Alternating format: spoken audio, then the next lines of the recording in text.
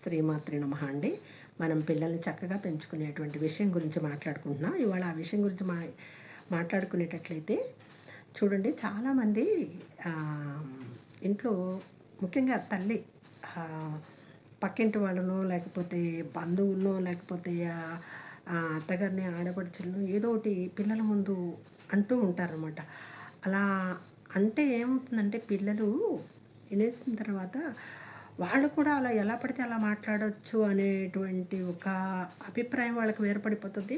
తర్వాత ఇది తీసుకెళ్ళి పిల్లలు తెలిసేది లేక చెప్పేస్తారన్నమాట వాళ్ళకి. అలా చెప్పేస్తే ఏమవుద్దంటే రిలేషన్ దెబ్బతింటుందండి.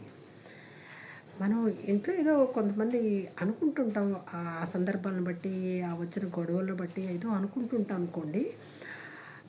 ఇప్పుడు మన చాటున మన వెనక ఎవరెన్ని మాట్లాడుకున్నా మనకి బాధ ఉండదండి. కానీ ఒక్క చిన్న మాట విన్నా చాలా బాధ అనిపిస్తుంది మనసుకి.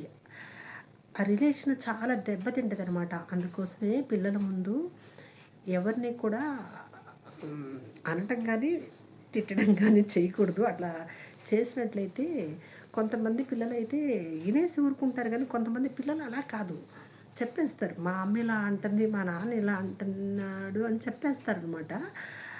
అది రిలేషన్ బాగా దెబ్బతింటది.